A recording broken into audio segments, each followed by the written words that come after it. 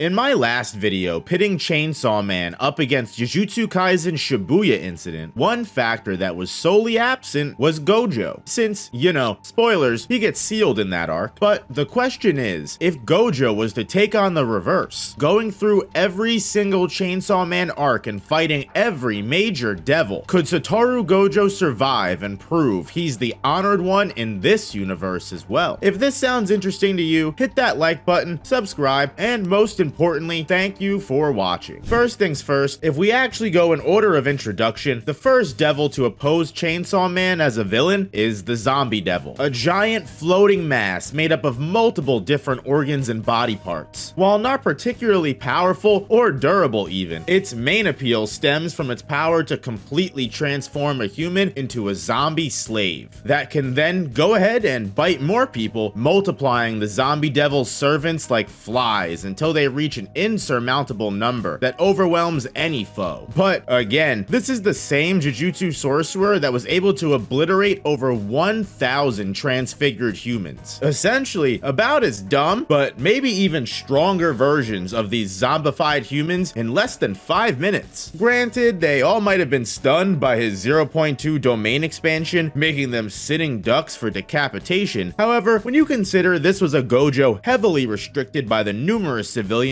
also occupying that same space, and if this same Gojo is to fight the Zombie Devil all out with no restrictions, a full power unlimited void would surely eviscerate not just the Zombie Devil, but every single pawn available to him. This is just a no-brainer, pun very much intended. We have actually seen Gojo perform a feat in his own series necessary to win this exact fight, and a single red, or in fact bare hands, would probably be enough to secure a W for Gojo here. Moving on, next up would be the tag team battle of the Bat and Leech Devil. And to be honest, the destructive potential on the side of the devils drastically improves a lot in just one arc. The Bat Devil can throw large vehicles, rivaling characters like Itadori Yuji in Jujutsu Kaisen, and at its worst, can completely decimate multiple blocks of city with its sonic boom attack. The Leech Devil is also highly strategic and quick with its tentacle strikes, and is at least able to take down buildings with its own attack power as well. However, it's pretty obvious to point out here that regardless of how physically strong these devils are, if they cannot bypass Gojo Satoru's neutral application of his curse technique, the Limitless, an ability that, in a simplified explanation, creates a barrier of infinite space around Gojo that makes it impossible for any person or thing to actually reach him. This means no matter how powerful the Bat and Leech Devil are, they will never reach Gojo due to the unlimited space between him and the devils. And when you consider Gojo also comes handy with the genetic technique, the Six Eyes, an amplification of his eyesight that grants him extra sensory on a level of nigh omnipotence. In one glance, Gojo can determine a person's, or in this case, a devil's power level and ability in an instant. There's much more to the Six Eyes than just that, but it's the bare minimum necessary to justify why Gojo completely mollywops both of these devils without a single bead of sweat being dropped. Gojo can easily box with equal, if not more, attack power in his punches alone against the two devils, as their durability isn't anywhere equal to the multiple city blocks Gojo can just decimate with his bare hands. His physical strikes significantly being amplified by his blue ability, which causes phenomena like -1 apples to exist, forcing space and reality itself to correct and pull objects together at extreme speeds, combined with every physical attack Gojo dishes out. This means the opponent is pulled in with insane energy just as Gojo throws his fist forward, striking with intense power and cursed energy reinforcement. Lo and behold, if a black flash is achieved on any of these strikes, which increases his hitting strength exponentially to the power of 2.5, meaning Gojo just might turn these two devils into dust. If you don't agree with any of that logic or scaling, Maximum Output Blue has been shown capable of exhibiting necessary strength to kill these devils in its showings against Chimera Beast Agito, or when Gojo destroyed Jujutsu headquarters even as far back as when he was a teenager. Cursed Reversal Red is also said to be double if not more output than Blue, packed into one solid blast of power, which should be more than capable of punching a hole in these devils. Why am I going into such detail for such such low-level devils when we have plenty more to go? Saves time later. I didn't touch on speed much either, but as of right now, especially when you consider Gojo basically has instant transmission and can warp, he's faster than every single opponent so far, and I'll begin to touch on that stat when it actually matters. Next up is the Eternity Devil, and this guy is the reason I just spent so much time divulging Gojo's attack stats and explaining his abilities. Just based on the amount of damage Gojo can cause to a given area in such a short amount of time, whether you consider Cursed Reversal Red or even Gojo's ultimate attack, a combination of red and blue called Imaginary Technique Hollow Purple, Gojo can just completely eviscerate whatever area the Eternity Devil has come to inhabit. The Eternity Devil's true form is another mass of flesh shaped like an infinity symbol. However, it can grow to colossal size and possess a building in order to trap victims in an endless maze of floors and rooms until they're weak enough for the Eternity Devil to devour. For the most fair interpretation of this fight, Gojo should, of course, be sent on a mission and stuck in the Eternity Devil's lair, which, again, stops time entirely and forces Gojo in a space that, no matter how far he travels, creates and tries to correct negative space, or, frankly, just tries to warp the hell out of there, because the area that Eternity empowers is also, much like Gojo's own technique, unlimited. He will never reach the end or exit. Now, we can argue the specifics of that all day, and frankly, that's why I'm telling you right now, flat out, it does not matter. In both iterations of the Eternity Devil, Gojo easily can recreate the scenarios the protagonist took to win the fight against it. In part 1 of Chainsaw Man, Denji defeats the Eternity Devil by attrition, constantly healing his stamina by devouring Eternity's never-ending source of blood until the devil couldn't take the pain of being constantly shredded, which, thanks to Gojo's 6 eyes stimulating his cursed energy flow, the man is able to constantly use reverse curse technique, a healing ability, to limit the effects of his technique on his brain. Gojo's able to heal at such a low cost that this creates an infinite cycle, unironically meaning not only will his stamina never give out because he can heal it, his energy will never run out from healing because his energy naturally replenishes at the very same rate it costs to heal. Long story short, TLDR, Gojo has unlimited stamina in his own right, so no matter what you believe in scaling, Gojo can just win the exact same way Denji did. But it's much more likely that Gojo wins by the second scenario, the exact same way Asa won in part 2 of Chainsaw Man. After just completely removing the second Eternity Devil's building that it inhabits, or in Gojo's case, maximum output bluing the fuck out of the entire area and just imploding it, the giant massive flesh ball that is Eternity is revealed and can just be deleted from the world with a quick flick of Gojo's wrist, with whatever level of force he deems necessary. Next up, Gojo would face his first weapon hybrid, Katana Man, a being similar to Denji that has completely merged with another devil's heart, allowing him to transform at will and essentially become immortal. Giant katanas emerge from his arms and all of his stats increase to the maximum, but this time it's at a point where Katana Man should actually be able to keep up with Gojo in bare knuckle boxing. Through multiple different feats in Chainsaw Man, it's clear Katana Man represents a subsonic blinding speed that perception blitzes most of the protagonists in the beginning of Chainsaw Man. When using his technique Sword Draw Slash, his agility temporarily increases to Gojo's normal rate of speed, and thanks to his durability that displayed through Katana Man's feats of survival after bifurcation, surviving a death at the hands of the Cursed Devil, and being decapitated, even if Gojo Satoru's insane punches are to land, Katana Man's pain endurance becomes the biggest problem here. And with those regeneration powers, it will finally take more than Gojo's bare hands to deal with an opponent, considering limb removal, organ damage, and even being torn to pieces isn't going to result in a kill against Katana Man. It's also going to be assumed an attack that relies on force of output like Red also wouldn't be effective here. Gojo's blue could potentially crush Katana Man into a tiny little ball, such as he did with Chimera Beast Agito, but Hollow Purple, an attack I didn't explain much before, essentially equates to a quote-unquote imaginary technique that's supposed to remove anything in its path from existence, unless the victim properly defends with a relative amount of power, of course. With the secondary version, Unlimited Purple, shown capable of potentially decimating an entire small town if precisely directed, even on the smallest whim of effort from Gojo, Katana Man is not capable of matching an attack such much as this if he can't dodge it. Although Katana Man may be the fastest opponent so far, only matching Gojo in speed when using his technique Sword Draw Slash puts him at a massive disadvantage. And if that's really all he has, Gojo will realize he's a one-trick pony and eliminate him pretty quickly. Speaking of speed, an actual potential threat if Gojo gets caught off guard is the Snake Devil. Despite its titanic size, the Snake Devil's main appeal is its ability to just blip in and out of reality. A perception blitzing agility that's unable to be followed by any human and potentially rivals Gojo's instant warping. This devil, although fast, is not all powerful, not capable of harming Gojo or bypassing Limitless. Being generous, it would merely be able to catch Gojo off guard and swallow him whole. However, this is where the dilemma comes in, and I need you at home watching with your comments to help me decide on this one. What makes the Snake Devil so interesting isn't the fact that it would be cool to watch Gojo emerge from the belly of the beast like Sukuna did to Megami's Orochi, it's how the Snake Devil's ability actually works and whether or not it would technically just defeat Gojo immediately after swallowing him. The Snake Devil's secondary and even scarier technique is its ability to regurgitate whatever it swallows as a loyal servant ready to fight for it. Shown in Chainsaw Man when the Snake Devil devours the Ghost Devil and later spits it back out in order to have it fight against Aki Hayakawa. It's never quite explained. It's unknown whether you need to be digested and processed before you're spit out, or it's just instantaneous. Boom, you're now my minion. Screw Limitless and unlimited space. The moment you enter my domain, you're done for. Which is kind of why I say it's up to you guys at home to tell me down below what would happen here, because obviously Gojo just destroys this thing from the inside out if it's not an instant win to eat kind of thing. And last but not least, mentioned just before is the last villain of this arc, the Ghost Devil. But just to save everyone some time, its main flaw is it can only sense and perceive beings that are actually afraid of it. And not only are almost all Jujutsu sorcerers somewhat,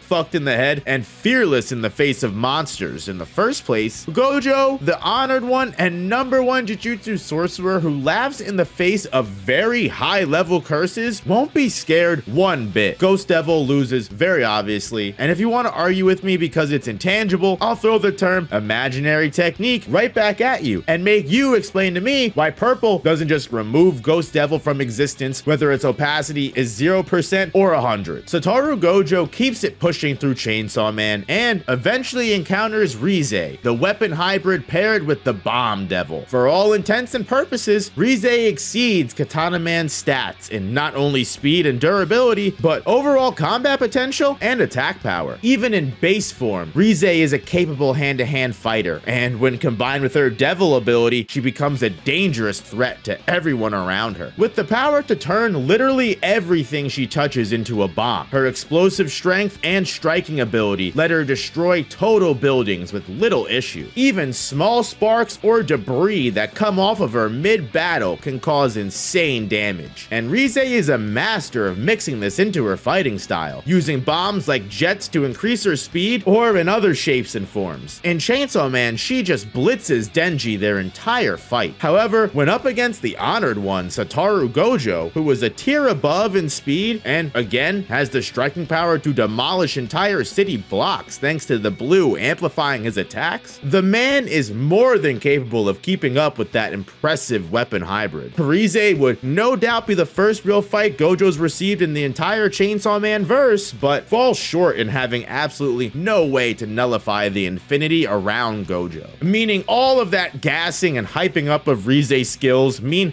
nothing if she can't actually hurt Gojo. And realistically, despite being someone who likes to have fun and isn't afraid to go back and forth with an opponent in close quarters, Gojo can just eliminate Reze from afar with blue or purple. And although we haven't touched on it much, specifically because, well, it hasn't even been necessary to talk about, Gojo's domain expansion, Unlimited Void, traps an enemy inside his barrier and forces them to endure infinite information and data about the world and forbidden knowledge, causing them to be completely stun-locked and their brain to become a vegetable. If Reze gets to be a problem, which again, although she has the best feats so far, they still don't compare to Gojo, he can just lock her in Unlimited Void and call it a day. Reze's counterpart, the Typhoon Devil, also bites the dust. It does have a lot of higher destructive force as it literally just has to move through cities to take out out entire city blocks, and has a gravitational pull thanks to its storming wind, grabbing any and all objects and debris into its grasp and whipping it around violently in the wind, but with Gojo's 6 eyes picking out a weak point and a well-aimed purple hitting where it hurts, the Typhoon Devil poses even less of a threat than Reze. The International Assassins arc is not only a fan favorite arc in Chainsaw Man, but where Gojo Satoru meets his match with the arrival of a primal fear, the highest tier of devil in the Chainsaw Man universe. You guys probably already know who I'm talking about, but let's not get ahead of ourselves. Technically speaking, a villainous devil in this arc that is actually opposing us this time would be the Cursed Devil, a devil that through contracts with humans presents the chosen being with a nail of varying size, and when this nail makes contact with a victim after a certain number of pokes, this unlucky fellow will become quote-unquote cursed. And what happens when you get cursed? Well,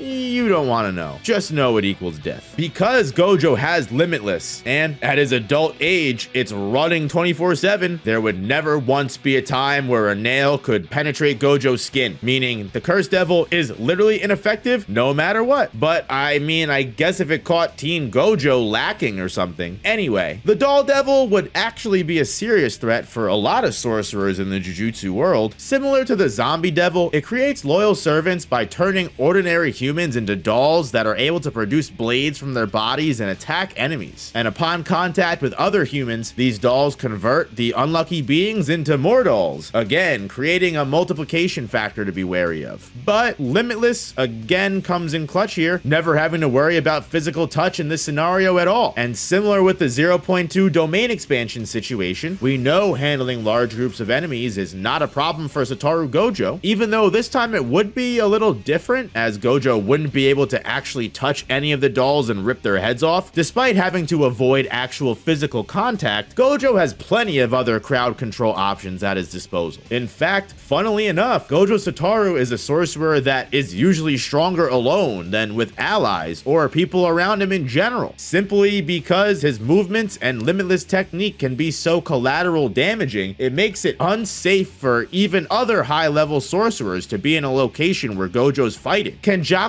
even mentions Gojo's intensive speed when amplified by blue makes him a speeding Mack truck, capable of bulldozing hundreds of innocents in the blink of an eye if left unleashed in crowded areas. Meaning, even if you were to forget the obvious answers of Gojo just using blue like he did in Hidden Inventory to clear the entire area of enemies, you could argue Gojo is just constantly warping and whipping himself around the location where all these dolls are, obliterating them on impact with his limitless blue barrier and carrying on, which I'm sure Gojo would have a lot of fun with if he didn't know that all of these were just innocent people turned into dolls. I mean, nothing he hasn't gone through before. Next up would technically be the Hell Devil, and while Pochita is shown to make quick work of its actual form in a manner I have no doubt Gojo would be able to replicate, its main purpose is dragging its victim down to hell, which, if achieved, I have another question for the audience. Does Gojo's teleportation work across dimensions? If Gojo's trapped in hell, would he be able to find a way out? Wouldn't it be funny if Gojo just said, fuck it, I guess I'm stuck here, and became king of hell? I guess there probably would be a couple people who would oppose that, and one of them we'll be getting into right now. The Darkness Devil, the primal fear I mentioned earlier in this arc, and the first real threat Satoru Gojo will encounter in his time in this universe. A primal fear is a devil that has never once been killed, and therefore has resided in hell for millennia, ruling with all of its omnipotence and power. These devils usually embody a centralized and almost guaranteed fear in the eyes of humanity, which is why the fear of the dark, a common shared horror for almost all 8 billion of us, would clearly be one of the most powerful devils of all. The Darkness Devil represents an even greater strength than the Gun Devil, which we'll be getting into next, if Gojo survives, of course. In its appearance in hell, the Darkness Devil takes complete dominion over everything engulfed in darkness. And although the full scope of hell is unknown, the Darkness Devil in its appearance is able to cloak the entire visible area the characters reside in pitch black darkness, meaning its grasp extends to encompass at least a large town if put on a scale. And to be clear, when talking about scale, it completely matches Gojo in almost every category. Without going into long calculations, the known speedster of Chainsaw Man is Quan Chi, a legendary devil hunter and the first weapon hybrid, said to reach Mach 6 speed at her maximum, something that literally breaks Jujutsu Kaisen's limits. And although Gojo could probably outspeed Quan Chi with his instant teleportation, the Darkness Devil easily surpasses and blitzes this level of agility in its introductory fight with her, meaning for all intents and purposes, if Gojo is not pumping the gas on full speed this entire fight, the Darkness Devil may actually move at a minuscule quicker of a pace. Durability is also a massive problem when it comes to devils at the Primal Fear level. As stated by the Falling Devil, another Primal Fear we'll be getting into later, says the entire global human population with everything at its disposal does not yet have the power to actually vanquish a Primal Fear. Now, to be completely generous to this statement, the Chainsaw Man world does lack extremities like nuclear weapons, so at the bare minimum, I'm assuming it would take an attack of similar magnitude to a weapon of mass destruction to actually kill an entity like a Primal Fear, something at the very least capable of striking with the potency to destroy a large-scale town or city. This is something that Satoru Gojo, even with his own maximum output Hollow Purple, is not capable of. His uncontrolled, unlimited Hollow Purple that is released without any control measures was only able to destroy a couple city blocks. And if we are to use the strongest attack Gojo has ever shot off, we would have to scale the Hollow Purple that was fired at the very beginning of his fight against Sukuna. To start off that confrontation, Satoru Gojo used the full 100% power of his curse technique by chanting the ancient incantation of his ability. Every sorcerer has an incantation to their technique, but part of the efficiency of the sorcerer is being able to remove that incantation from the equation, but still maintaining as much power as possible. It will, however, be no doubt when an incantation is used, the technique is fully charged. And with the help of two friends, Yoshinobu Gakukanji and Utahime Iori, two other sorcerers that amplify another's cursed energy output and attack power through stat buffs, get Gojo up to a maximum 200% charged imaginary technique Hollow Purple, an ultimate attack that tears through an entire cityscape to make its way to Sukuna. And although it only takes off the King of Curse's arms, if it wasn't properly guarded against and shot at such a long range, it could have eliminated him on the spot. Getting to my point, when you consider all of this preparation wasn't even enough to kill Ryomen Sukuna, is this truly the power required to eliminate a Primal Fear? It also becomes even harder to imagine doing any damage when you consider the Darkness Devil is completely impervious to any damage it takes when inside the dark. And the fact that it casts a hanging shadow over the entire location it's holding dominion over basically means Darkness Devil can't be harmed unless Gojo's able to create his own light source, while in the meantime conjuring up enough attack power to completely hurt the devil. Because even if the stars align and Gojo is somehow actually able to land this crazy hit in a well-lit area, Primal Fears like the Darkness Devil, unlike most other devils, are not only able to regenerate at an instantaneous rate, they require little to almost no blood, which makes any landed strike seem ultimately pointless when you consider within moments the Darkness Devil will be able to completely heal from any damage it takes. Again, in this very specific, very generous scenario we're giving to Gojo so we can actually land a potentially lethal hit. So in a battle where Gojo not only needs two people to buff him up and a period of preparation time to chant, including making him close enough range to produce the damage required, he also needs to do this in an area that's well lit enough, otherwise the attack will be completely nullified, and he also needs to strike an opponent that's just as fast as he is. The more I keep talking, the more this win condition becomes increasingly more and more unlikely, especially when even if every single thing goes right, this may not even be enough to kill the Darkness Devil, and it could just heal right back to square one for next to no cost of its stamina. It's hard to see this as not ironic somehow. Of course, considering all of this information, we're are just gonna have to turn things around if this is actually the first opponent in Gojo's entire career he doesn't have enough firepower to eliminate, which means it's time to start talking about what the Darkness Devil can do to actually break through the Limitless. As far as attack power and strength goes, just as powerful as it is in defense, the Darkness Devil is capable of terrifying offense. Able to use telekinesis that can tear people limb from limb over long distances, or command a sword of darkness, a well-decorated and enchanted blade to slice and dice enemies from afar, with enough attack power to even harm Makima. Pair this with comparable speed to Gojo, and the Darkness Devil can absolutely bring death to the Honored One if somehow able to get past his infinity. Out of its entire arsenal, the Darkness Devil does seem to have one ability that doesn't require any physical contact or involve tangible space, it seems, whatsoever. And that might actually stem from its eldritch horror-like existence. As being a primal fear, an entity humanity itself has trouble even comprehending or standing in the presence of, the Darkness Devil induces crippling fear or madness in the minds of those who bear witness to it. Even other devils like Power were traumatized beyond belief, and whenever they closed their eyes were tormented with visions and horror of the Darkness Devil's design. But more importantly, it means the Darkness Devil can use an insane mental attack that can vanquish even devils from within. Shown specifically against Angel, when locking eyes with the Darkness Devil, he began to bleed from his eye sockets, his brain hemorrhaging from behind his skull just from the gravity of the Darkness Devil's presence. It's unknown if this was an intentional mind attack or some kind of passive ability. But another very scary aspect of the Darkness Devil's attacks is its ability to negate any type of healing if it does deal damage. Especially from its mental attacks shown through Power, the Darkness Devil can leave everlasting pain on their opponents. And when you consider a sorcerer's brain to be their weak point, if Gojo's mind is ruptured or taking damage in this area interferes with his ability to heal, the Darkness Devil's innate negation of regeneration would even further prevent Gojo from getting out of this situation. So if Gojo's completely impenetrable from the outside, the Darkness Devil need only destroy the Honored One from the inside out using his most vulnerable point, completely stripping Gojo of what makes him such a threat in his own universe, that mad scientist brain. And considering Gojo's only win condition involves him enlisting 2 friends, and the Darkness Devil not only sitting around and waiting for that attack to land, but being in the same place as a convenient light source that the Darkness Devil chooses to not take out themselves or move away from, and having all of this bank on the fact that a 200% hollow purple is enough to actually eliminate the Darkness Devil and leave no trace or way to heal, I think it's pretty fair to say Gojo should be very scared of the dark. Satoru Gojo versus the Gun Devil. Despite his potential loss earlier, and between battles with primal devils, the Honored One is going to be put up against the 20% form of the Gun Devil we see in the Chainsaw Man manga contracted to the US president. In its complete original shape, the Gun Devil's speed was massively hypersonic, able to hit multiple locations across the entire world with its ability in under 5 minutes, a similar speed at which Gojo Satoru could travel across the world. Although perhaps not as impressive in its watered down form, the Gun Devil's speed is, again, still a solid match for Gojo. And to the Gun Devil's advantage, it really doesn't even need to get very close to start firing off attacks, as the Gun Devil's technique is the ability to shoot a bullet into the head of every adult male within 1,000 meters of its range. And these are no ordinary bullets or attacks, as the Gun Devil's offensive onslaught comes as one giant bullet rain that indiscriminately destroys everything in its path. The Gun Devil doesn't just target one person. Of course, it can if it wants to, but its technique works almost as if it was a passive condition. Upon awakening, every single male in that 1,000-meter radius is going to be shot, as well as every child in a 1,500-meter radius as well. This ultimately results in a storm of headshots that oscillate and surround the Gun Devil from every angle, creating so much collateral damage entire cities are turned into craters. And because the Gun Devil moves at such a quick speed, that jet-fired power blows everything away in a vacuum of wind and destruction before anyone somehow lucky enough to be missed can even react to what happened.